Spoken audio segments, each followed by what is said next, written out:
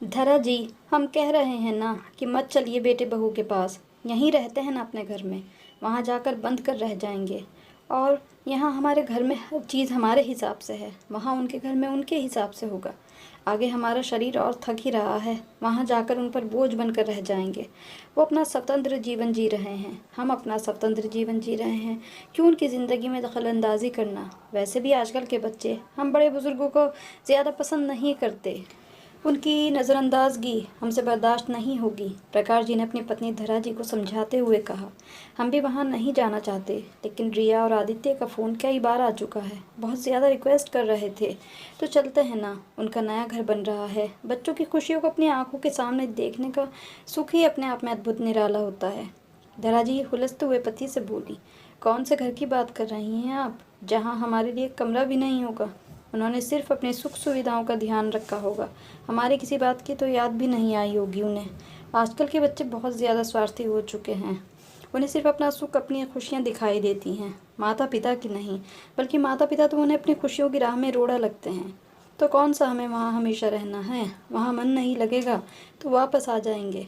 ठीक है, जैसे आपकी इच्छा, लेकिन हमारी बात भूलिएगा मत। हम साथ जा रहे हैं, साथ ही वापस आएंगे।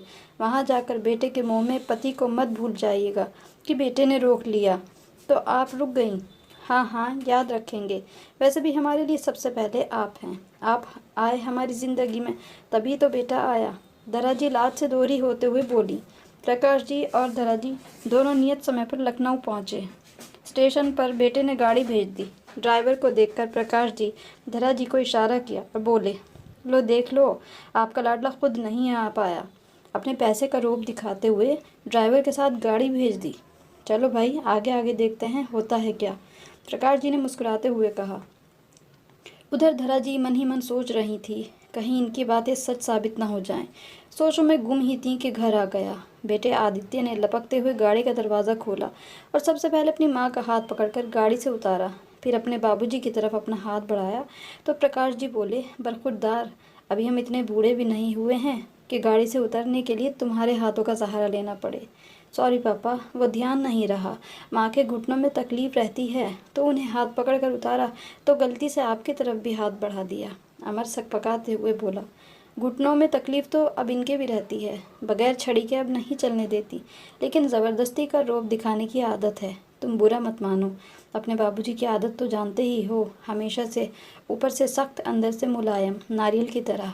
उन्हें तुम्हारा इस तरह हाथ देना अच्छा बहुत लगा होगा, लेकिन वो हमारे सामने जताएंगे नहीं। अरे माँ, मैं आपसे ज़्यादा अच्छी तरह जानता हूँ अपने बाबूजी को, आप अपने परेशान ना हो। चलिए अब अंदर चलते हैं। प्रकाश जी और धरा जी बेटे के साथ घर के अंदर के लिए बढ़े तो घर के बाहर नेम प्लेट पर लाल रंग के कपड़े से ढकी देखकर रुक गए और बोले, नेम प्लेट ढकी क्यों है।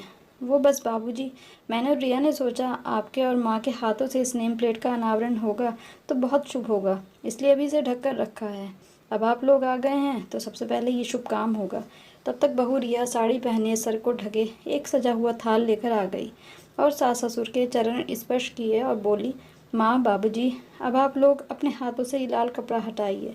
बहू रिया के हाथों में आरती का सजा हुआ थाल देखकर दोनों बुजुर्गों ने आश्चर्यचकित होकर एक दूसरे को देखा, लेकिन कुछ समझ नहीं आया। फिर ये सोचकर शायद कोई विशिष्ट अतिथि आ रहा होगा, उसके स्वागत की तैयारी है। ये सोच विचारों का विराम देकर नेम प्लेट का कपड़ा हटाने के लिए आगे बढ़ गए। पंडित जी ने मंत्रोच्चार आरंभ किया और दोनों लोगों ने शुभ मुहूर्त में नेम प्लेट पर से लाल कपड़ा हटाया और उस पर जो नाम अंकित था, दोनों विस्फारित नेत्रों से देखते रहे और उनकी आंखों में आंसू छल छला उठे। उन्हें तो लगा था नेम प्लेट पर बेटे बहू का नाम अंकित होगा, लेकिन वहाँ तो बड़े बड़े सुंदर शब्दों में प्रकाश धरा विला अंकित था। उसके नीचे रिया और आदित्य का नाम अंकित था। प्रकाश जी ने पीछे खड़े बेटे का हाथ पकड़कर अपने आगे किया और उसे अपने सीने से लगाकर आशीर्वचनों की बौछार करते हुए उसका ललाट चूम लिया। धरा जी ने अपनी बहू रिया को गले लगाकर ढेरों आशीर्वाद देते हुए चूम लिया। माँ, बाबूजी, घर का नाम कैसा लगा आप दोनों को? आप दोनों के नाम को मिलाकर रखा है। अरे इतने अरमानों से घर बनवाया था तो पहले अपना नाम डलवाते, हमारा क्यों डलवाया? क्योंकि इस घर पर और हमारे ऊपर सबसे पहला हक आप दोनों का है। और आप भूल गए बाबूजी, जब हमारा घर बना था और मैं ज़िद पर अड़ गया था कि पहले मेरा नाम लिखा जाएगा, तो आपने पहले मेरा नाम ही लिखवाया था। उस समय आपने मेरी ज़िद पूरी की थी। आज मैंने अपना सपना पूरा किया है। मेरा सपना था जिस दिन मैं अपनी कमाई से घर खरीदूंगा तो नेम प्लेट पर पहला नाम मेरे बाबूजी का होगा, उसके बाद मेरा और मेरी पत्नी का। आदित्य ने भावुक होते हुए कहा।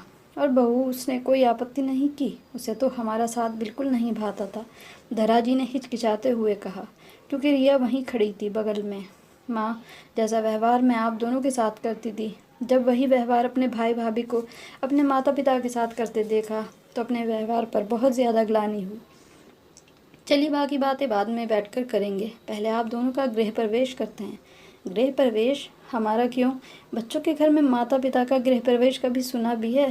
प्रकाश जी और धराजी आश्चर्यचकित होते हुए बोले। ना सुना हो आपने कोई बात नहीं, लेकिन हमें अपने माता पिता का गृह प्रवेश करना है, तभी वो घर में प्रवेश करेंगे। कहते हुए रिया और आदित्य ने आरती का थाल लेकर माता पिता को तिलक लगाया, फूल बरसाए, आरती उतारी, उसके बाद गृह प्रवेश करवाया। बेटे बहू के ऐसे स्वागत से दोनों लोग अभिभूत हुए जा रहे थे। खुशी के इन पलों में उनकी आंखें छलकी जा रही थी। उन्हें तो ऐसी उम्मीद नहीं थी, लेकिन आज बच्चों ने उम्मीद से बढ़कर माता पिता का अभिवादन किया। तो कैसी लगी हमारी ये कहानी अच्छी लगी हो तो इसे लाइक ज़रूर कर दें, और मेरे चैनल को सब्सक्राइब ना किया हो तो इस चैनल को सब्सक्राइब भी ज़रूर कर लें।